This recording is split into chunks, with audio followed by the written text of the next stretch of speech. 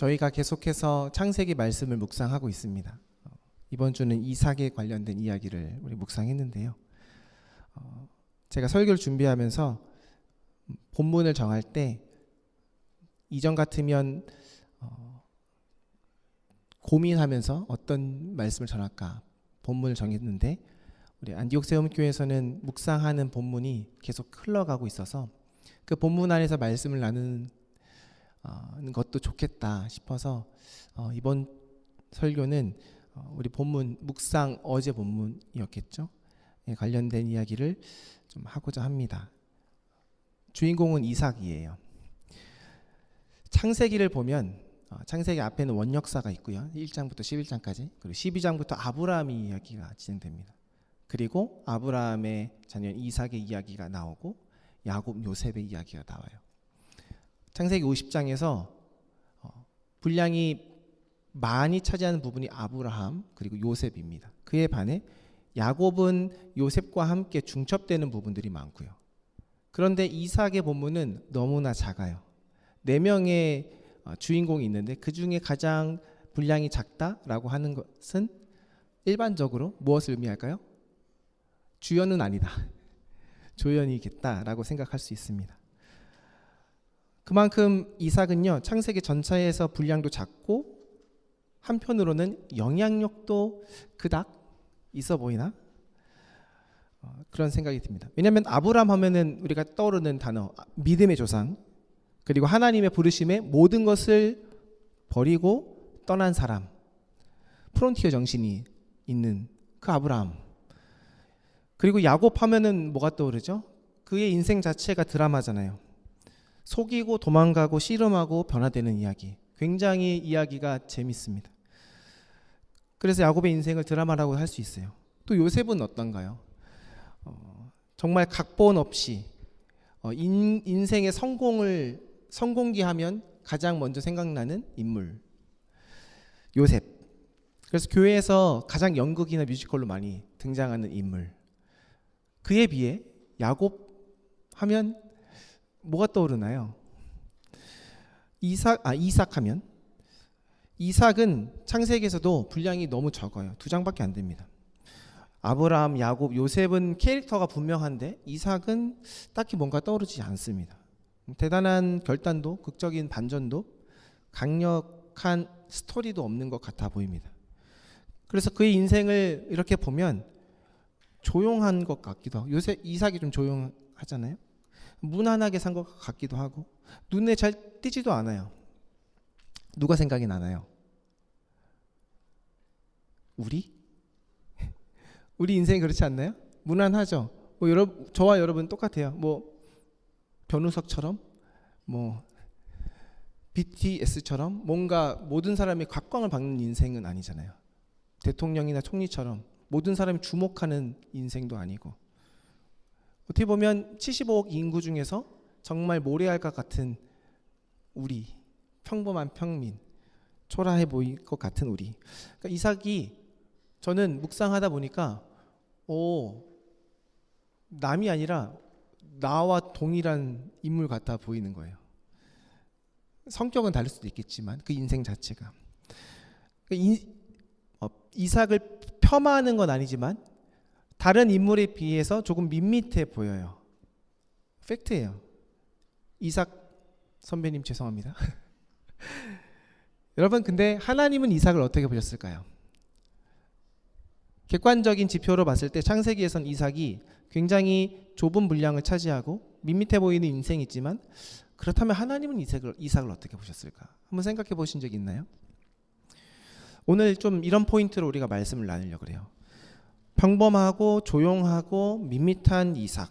그러나 하나님은 이삭을 보면서 어떤 마음으로 그와 함께 하셨고 그를 통해서 어떻게 일하셨을까? 우리가 잘 알다시피 성경은요, 조선 왕조실록처럼 왕이 아침부터 뭐 했더라 쓴 책이 아니라 굉장히 압축된 책이에요. 정경이기도 하죠. 그래서 성경은요, 불필요한 이야기를 굳이 기록하지 않았다라고 생각할 수 있어요. 자, 이삭의 스토리는 거의 2장에 나옵니다. 압축 중에 압축 중이에요.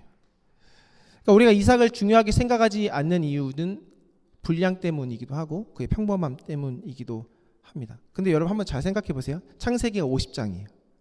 근데 그 중에 가장 센터에 이삭의 이야기가 있다는 것 한번 생각해 보십시오. 저는 이것을 보면서 먼저 떠오르는 것은 이거였어요. 하나님은 사람들이 보기에 중요하지 않은 것 같은 사람도, 이 평범하고 조용한 사람의 삶도 주님은 주목해서 아니야, 중요해. 너 정말 나의 계획 속에, 나의 빅 플랜 중에 너는 정말 중요한 연결고리야 라고 이야기하고 있는 것 아닐까? 라는 생각을 해봅니다. 이런 묵상을 하면서 이렇게 생각할 수밖에 없어요. 하나님은 드라마틱한 인생을 살아가는 그 사람도 사랑하시지만 평범한 우리도 주목하시는 분이시다. 또 하나님은요, 눈에 띄는 사람을 사용하시기도 하지만 보통의 우리도 때에 따라 분명히 세우시고 역사하시는 하나님. 그 하나님은 조용히 잠잠히 살아가는 인생 속에서도 동일하게 역사하시는 하나님. 저는 그 하나님을 믿습니다. 이 이삭의 삶을 통해서 하나님 그래서 우리에게 이렇게 말씀하시는 것 같아요. 재우야, 너의 인생이 지금 아무렇지도 않은 것 같다고 해서 하나님이 너의 삶 속에서 일하고 있지 않은 건 아니야. 한국말 표현이 좀 어렵죠? 일하고 있지 않은 건 아니야. 무슨 말이에요? 일하고 있어. 저만 그럴까요? 여기 있는 우리 모두의 삶 속에 하나님 분명히 일하고 계십니다. 혹시 이런 생각이 우리 안에 늘 잠재되어 있을 수 있어요. 나는 별 볼 일 없는 사람인데 그 하나님의 거대한 하나님 나라 스토리에 어떤 모습으로 하나님 나를 쓰실까? 그러니까 좋은 쪽이 아니라 나쁜 쪽으로. 나는 늙고 힘도 없고 재능도 그닥 없고 평범한데, 그리고 실패도 많이 했고 흠도 많은데 나는 그냥 원 오브 댐인데 하나님 나를 통해서 하나님 나라에 어떤 역할로 나를 쓰실까? 혹시 이런 생각을 하신 분이 있다면 하나님은 이렇게 반문할 겁니다. 얘야, 너의 인생은 평범할 수도 있어. 특별하지 않을 수도 있어. 하지만 나는 너와 함께 일하고 싶단다 라고 이삭을 통해서 우리에게 이야기하고 있는 것이죠. 우리의 삶은 그닥 특별하지 않을 수 있어요. 아침에 눈을 뜨면 반복되는 일상을 살아가죠. 그리고 일이 크게 달라지지 않아요. 누군가에게 어떻게 특별하게 이야기할 만큼 재밌는 이야기가 없을 수도 있어요. 때로는 이런 생각이 들죠. 내 인생 왜 이렇게 평범할까? 여러분, 평범한 게 복인 줄 압니다. 험난한 게 저주가 아니고 남들보다 특별한 게 축복이 아니고요. 평범한 게 복입니다. 그런데 그 평범한 속에서 신앙인들은 하나님의 특별함을 찾는 사람들이라는 거예요. 왜냐하면 하나님은 우리의 평범함 속에 조용하고 지루해 보이는 밋밋한 인생 속에서도 여전히 함께 하고 계시기 때문입니다. 이삭도 그것을 발견했어요. 그래서 이삭을 조금 우리가 주목해 볼 필요가 있는데요. 질문 한번 던져보겠습니다. 여러분, 이삭은 어떤 사람인가요? 여러분들이 알고 있는 지식들을 통해서 한번 스스로 생각해 보십시오. 이삭은 누굴까? 저는 한 문장으로 정의해 보자면 이렇습니다. 이삭은 무언가를 이루는 사람이라기보다 이미 주어진 것을 이어가는 사람이다. 맞는 것 같아요? 그러니까 이런 거죠. 아브라함은 처음을 연 사람입니다. 하나님께서 가나안 땅으로 가라 그랬죠. 아무것도 없는 곳에서 하나님 나라의 그 꿈을 품고 갔습니다. 본토 친척 아버지 집을 떠나서 완전히 새로운 인생을 개척했어요. 반면 야곱은요, 없는 것을 쟁취하는 사람이었어요. 장자권을, 축복권을 가져온 사람입니다. 붙잡고 싸우고 자기 인생을 개척해 갔던 사람이에요. 아브라함과 야곱 사이에 이삭이 있습니다. 그는 무엇을 했냐면 아브라함이 받은 약속을 물려받았어요. 그것을 이어갔어요. 아브라함이 만났던 하나님을 그대로 이어간 사람, 아브라함이 팠던 우물을 다시 팠던 사람. 한번 상상해 보십시오. 새로운 땅을 개척한 것도 아니고 완전히 새로운 것을 만들어낸 야곱도 아닙니다. 하지만 그는 이미 있던 것을 다시 살려낸 사람이었어요. 이것이 바로 이삭의 인생이고, 이삭을 말한다면 저는 이렇게 이야기합니다. 그는 새로운 시작의 삶을 살아갔던 사람이 아니라 이어지는 삶을 살았던 사람입니다. 그런데 이 말이 굉장히 중요해요. 우리는 대부분 아브라함 같이 살지는 않습니다. 아브라함과 같은 인생을 살아가는 사람들은 아마 10%도 안 될 거예요. 야곱도 동일해요.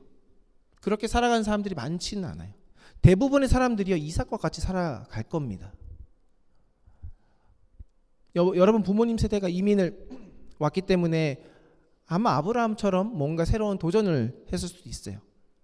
그러나 여기에 태어나고 살아왔던 사람들은 대부분 이삭과 같이 이 땅에서 주어진 삶에서 내가 할 수 있는 일을, 그리고 세상이 만들어 놓은 뉴질랜드에서 만들어진 문화 속에서 그 문화를 계속 이어갈 수 있는 역할로 지금 살아가고 있지 않습니까?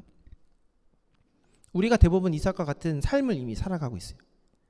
치열하게 사는 인생보다는 주어진 것을 계속 누리고 나누고 또 그 안에서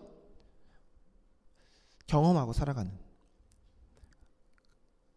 그런데 반복되는 일상이 그것이 소중하지 못할 정도로 지루하게 느껴질 수 있는 삶.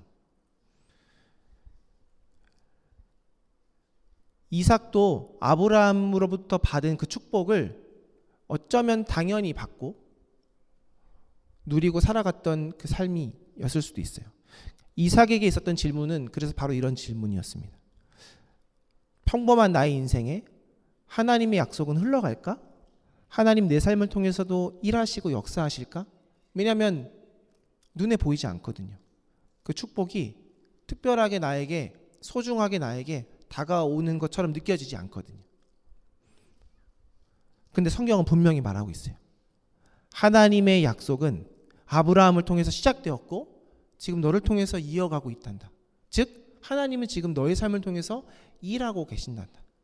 우리에게 와서 하나님의 나라는 뉴질랜드 땅에 있는 저와 여러분을 통해서 이미 이어가고 있어요. 근데 하나님의 은혜가 흘러가는데 그 은혜를 흘러가는 것을 보는 사람이 있고 못 보는 사람이 있다는 거죠. 이삭은 그것을 본 사람이라는 겁니다. 성경이 이렇게 말하는 이유, 하나님은 평범한 너의 인생 속에서도 일한다라고 말하는 이유는 하나님은 시작하는 하나님뿐만이 아니라 그 하나님의 언약을 시작했으면 이어가서 결국에는 그 약속과 언약을 성취하시는 하나님이기 때문에 약속이 시작되었고 그 언약이 그냥 뚝딱하고 나타나는 것이 아니라 그 속에서 시간이 필요했기 때문에 그 시간 속에서 하나님은 그 하나님의 약속이 계속해서 흘러가기 위해서 사람이 필요했던 거예요. 근데 그 사람 중에서 중요했던 인물 이삭, 그 이삭이 하나님의 약속에 있어서 결정적으로 필요했다라고 오늘 우리에게 이야기하는 거예요. 그러니까 밋밋해 보여도, 조용해 보여도, 평범해 보여도 우리 역할은 너무나 중요하고 특별하다는 것. 그러면 그 하나님은 이삭의 삶을 통해서 어떻게 일하셨을까요? 자, 우리 이삭의 스토리를 잘 아시니까 한 번 더 생각해 봅시다. 이삭의 내면을 한번 들여다 봤으면 좋겠어요. 이삭의 스토리가 딱 2장에 나와요. 근데 이삭의 삶은 2장의 삶이 아니잖아요. 수십 년을 살았잖아요. 근데 하나님은 왜 그 많은 이삭의 삶에서 딱 이 장면을 뽑았을까? 하나님께서 이삭에게 찾아오십니다. 언제 찾아오시냐면 가나안 땅에 기근이 왔을 때, 그때 하나님이 이삭에게 말합니다. 애굽으로 떠나지 마라. 가나안 땅에 머물라 라고 말하죠. 그때 이삭이 결정합니다. 떠나면 안 되겠구나. 그래서 그 땅에 있어요. 그런데 이삭의 실수는 그 땅에 거주하면서 함께 있었던 블레셋 지파의 아비멜렉 왕이 두려워서 자신의 아내를 누이라고 속입니다. 누가 생각이 나죠? 아브라함이. 왜냐면 아브라함도 그때 아브라함 시대 때 자신의 아내 사레가 아내인 것을 알게 되면, 이방 족속이 알게 되면 자신을 죽일까봐 누이라고 속여요. 부모의 죄가 유전되는 것일까요? 저는 그렇게 생각하지는 않아요. 그죠? 모든 인간의 죄는 똑같은 것 같아요. 다른 것 같죠? 모든 사람들은 똑같은데 무너져요. 욕심에 무너지고요. 성적인 거에 무너지고요. 돈에 무너져요. 권력에 무너져요. 아브라함이 무너진 것을 똑같이 이삭도 무너졌다? 부전자전? 그러니까 그냥 죄가 흘러가는 것인가? 그렇게 생각할 수도 있지만 모든 인류는 똑같은 연약함이 있다라는 거예요. 이삭도 바로 거기에 무너졌습니다. 그런데 여기서 한 가지 더 생각해 보면 이삭의 그 무너짐 이후에 이삭이 이제 부자가 된다라고 말합니다. 성경에서는. 어떻게 부자가 되는지 모르겠어요. 근데 그때 블레셋 사람들이 시기하게 돼요. 그래서 이삭이 판 우물을 막아요. 빼앗아요. 그때 이삭이 어떻게 행동하죠? 무기력한 것처럼 싸우지 않고 피합니다. 또 다른 우물을 파요. 그리고 또 블레셋 사람들이 우물을 빼앗아요. 그 다음에 또 피하고 빼앗고 3번에 걸쳐서. 이삭이 온순했다, 그가 성품이 좋아서 착해서 피했다라고 보기에는 너무 과한 모습이에요. 이삭이 왜 피했을까요? 이삭이 왜 피했을까요? 저는 이렇게 생각합니다. 이삭의 마음속에 두려움이 있었던 거예요. 어떤 두려움이요? 조금 더 이전으로 돌아가 보면 이삭이 경험했던 한 가지 이슈가 성경에 기록되어 있습니다. 창세기 22장에 아브라함이 하나님의 테스트를 통과하기 위해서 아들 이삭을 번제로 바치라고 했죠. 그때 이삭은 아무것도 모르고 모리아 산으로 갔어요. 아버지에게 물었죠. 아버지, 제사를 드릴 만한 모든 재료는 준비가 되어 있는데 단 한 가지가 없습니다. 어린 양이 없습니다. 그때 아버지가 아무런 설명하지도 않고 갑자기 이삭을 결박합니다. 묶어요. 그리고 번제단 위에 올립니다. 하나님께서 아브라함을 테스트하기 위해서 그 모든 상황을 만들어 갔어요. 아브라함도 그것을 알고 믿음으로 아들 이삭을 바치려고 했어요. 그때는 하나님은 아브라함의 믿음을 테스트한 것이었죠. 그런데 동시에 아들 이삭의 믿음도 대단했을 거라 생각합니다. 아버지가 자신을 결박하는데 자기는 청소년이고 아버지는 노년이에요. 결박을 풀 수도 있었어요. 근데 아들 이삭은 아버지의 말에 순종해서 가만히 있었습니다. 아들 이삭의 믿음도 참 대단하죠. 그런데 동시에 한번 생각해 보십시오. 믿음은 대단하지만, 그러니까 머리로는 이해는 됐지만 이삭의 마음은 어땠을까요? 찢어졌을 것 같아요. 내 사랑하는 아버지가 나를 묻고 나를 죽인다. 난 이제 죽는구나. 아버지 말에 순종하지만 나는 죽는구나. 그러면 그 마음속에 어떤 생각이 들겠어요? 실망? 저는 실망은 아니었을 것 같아요. 그냥 두려웠을 것 같아요. 나는 이제 사라지는구나 라는 그 두려움. 그러니까 이 모리아산 사건을 통해서 이삭 마음속에 어떤 마음이 생겼을까요? 아버지와의 관계의 단절? 난 사라지는구나 라는 두려움. 물론 하나님이 극적인 장면으로 아들 이삭을 살립니다. 근데 이삭 마음속에는 그 사건 하나를 통해서 엄청난 트라우마가 생겼을 거예요. 머리로는 이해되지만 마음 깊숙이, 마음 무의식 속에는 관계의 깨짐, 가족을 잃어버릴 수 있다라는 두려움, 말은 못했지만 마음속에는 그 공포가 있었을 겁니다. 그리고 또 다른 사건이 한 개 더 있었어요. 우물을 빼앗기 전에 이삭이 어머니를 잃게 됩니다. 근데 어머니를 잃었을 때 돌아가셨구나가 아니고 어머니를 굉장히 좋아했던 것 같아요. 관계적으로 깊었던 것 같아요. 왜냐하면 창세기 24장 67절에 보면 아내 리브가를 사랑하면서 이삭이 그의 어머니를 장례한 후에 위로를 얻었더라라고 기록되어 있거든요. 그 전까지는 위로가 안 됐던 거예요. 어머니를 잃어버린 그 상실감이 너무나 컸던 거예요. 그것은 어머니와의 관계가 좋았다는 것을 대변하거든요. 그러니까 사랑하는 사람을 잃었어요. 한 번은 아버지로부터 내가 죽임을 당할 거라는 그 두려움이 마음속에 한 번 있었고, 또 다른 사건, 사랑하는 나의 어머니를 실제적으로 잃었어요. 관계의 그 상실, 그 두려움. 이삭이 이 두 가지 사건을 겪으면서 내 사랑하는 사람을 내가 잃는 것이 얼마나 힘든 것인지 이삭은 알았어요. 자, 이삭이 부자가 되었을 때 성경에 보면은 그에게 많은 종들이 있었다라고 해요. 그러니까 그가 책임져야 될 사람들이 있었어요. 그리고 아내도 있었겠죠. 이삭의 두려움은 뭘까요? 이 사람들이 잃는 거예요.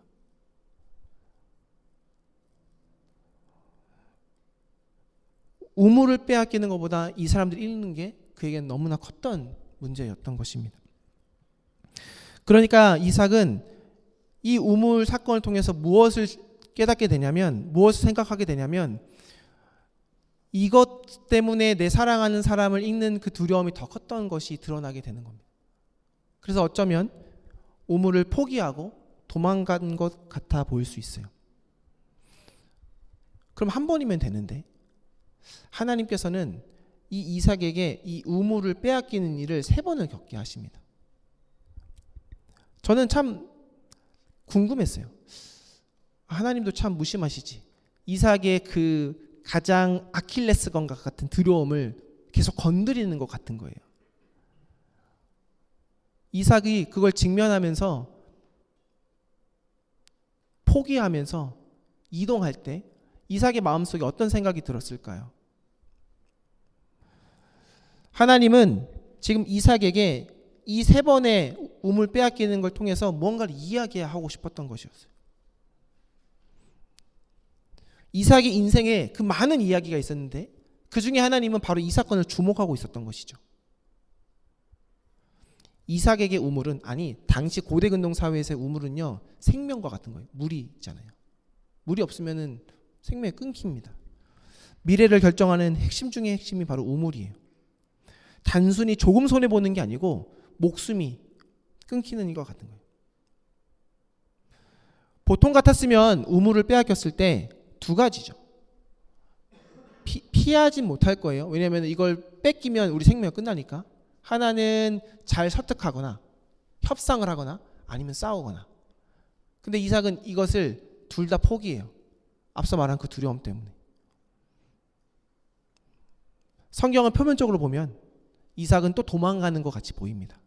성경을 가만히 보면요, 이삭이 조금 다르게 행동하는 장면이 나와요. 많은 믿음의 선진들이 행동했던 건데요, 뭘 했냐면 이삭이 이름을 짓습니다. 첫 번째 우물을 뭐라고 하죠? 에색, 다툼했다. 2번째 우물은 신나, 대적했다. 3번째 우물은 르호봇, 넓어졌다. 여기에 이삭의 믿음의 반응의 핵심이 있습니다. 하나님께서 이삭에게도 이삭이 지금 상황에서 하나님의 일하심을 보길 원했던 거예요. 근데 이삭이 그 하나님의 일하심을 드디어 본 겁니다. 나의 것을 빼앗기는 그 상황 속에서, 환경적으로 불리한 그 상황 속에서 이삭은 본 거예요. 하나님이 지금 나에게 말씀하시는구나. 그래서 이삭이 이름을 짓습니다.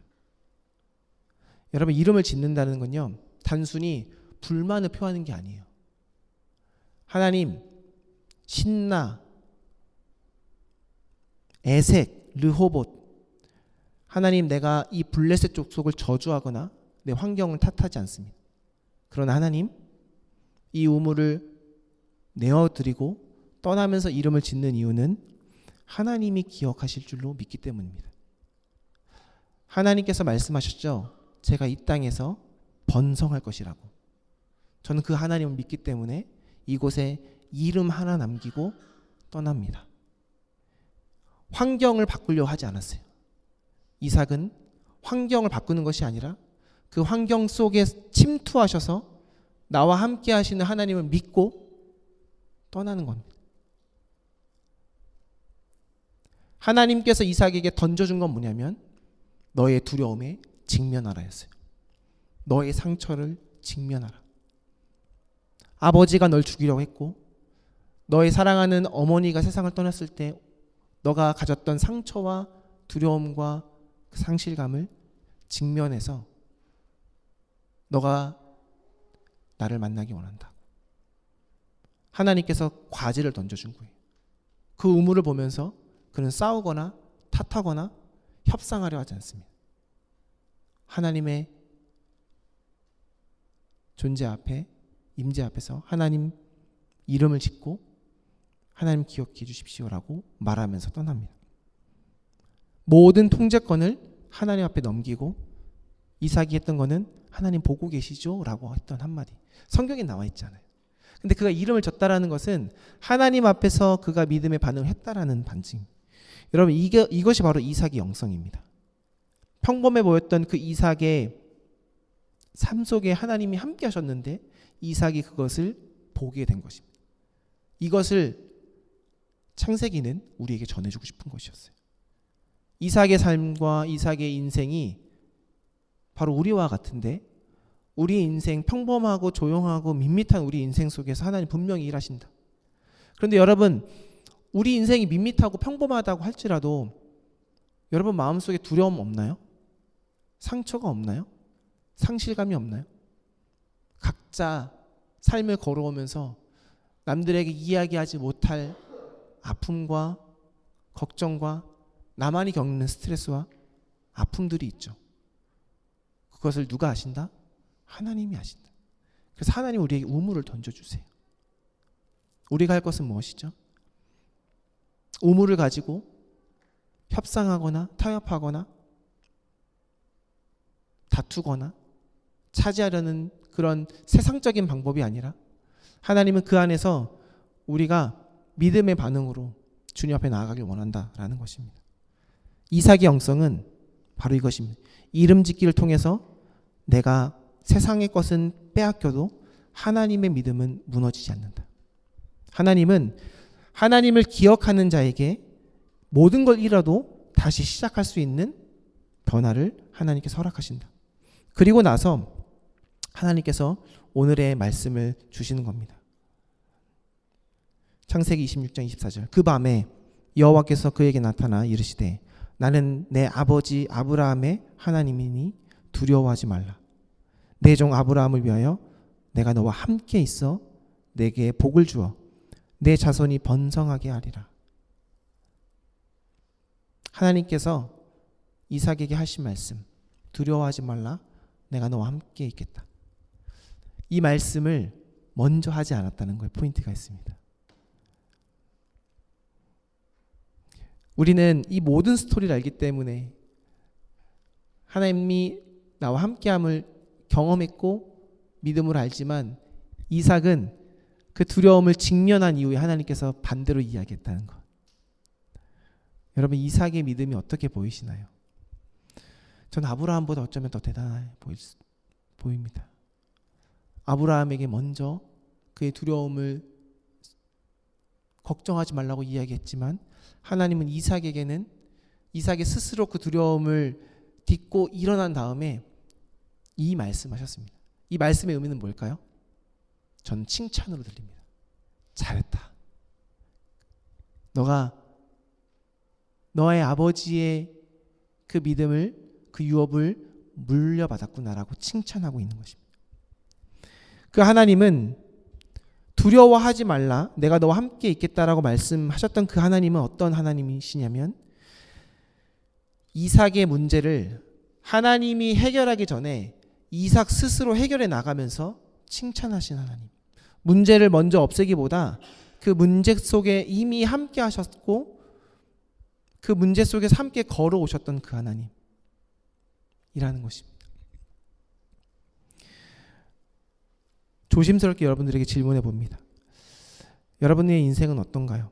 지금 여러분들의 상황은 어떤가요?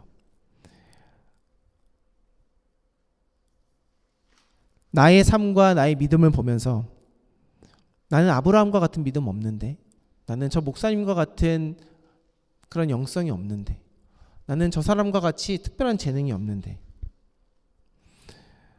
그런데 하나님께서는 그것으로 우리를 평가하지 않습니다. 그것으로 우리를 판단하지 않습니다. 하나님은요, 그것이 중요한 것이 아니라 우리의 평범한 속에서 하나님 늘 함께 하신다는 것을 기억하고 발견하려는 그 태도를 보신다는 것입니다. 반주 좀 해주실래요? 말씀을 정리할게요. 제가 오늘 이 이삭의 인생을 통해서 여러분들과 함께 나누고 싶은 건 이것입니다. 현대 그리스도인들이, 많은 교회들이, 아니 세상은 뭔가 업적이 있어야만, 성과가 있어야만, 변화가 있어야만 하나님 날 복 주시고 세상이 날 인정하고 그리고 내가 잘하고 있다고 생각되어진다라는 것입니다. 그런데 오늘 이삭은 우리에게 그렇게 말하지 않습니다. 너가 능력이 없어도, 뭔가 성과가 없어도, 대단해 보이지 않더라도, 때로는 우물을 빼앗기고 그냥 도망가고 싶은 마음이 막 마음속에서 막 표출될지라도 괜찮다라는 겁니다. 하나님 우리에게 원하는 단 한 가지가 있다면 그 순간 하나님을 기억하고 그리스도 안에서 세상을 바라보고, 아담이 이름을 지었던 것처럼 그리스도인으로서 세상을 하나님의 시선으로 바라보면서 하나님 오늘도 일하시지, 하나님 오늘도 내 인생을 책임져 주시지, 하나님 나에게 약속하셨지, 그러니 나는 그 하나님을 믿고 믿음의 자리로 나아가자. 세상의 방식이 아니라 하나님의 방식으로 일하자. 우리 잠깐 눈을 감고 우리 삶을 돌아봅시다. 특별해 보이지 않아도, 밋밋해 보여도 오늘 하나님 내 삶 속에서 어떻게 일하시지? 한번 생각해 보면서 우리 이 찬양을 함께 고백했으면 좋겠습니다. 그리고 함께 기도합시다.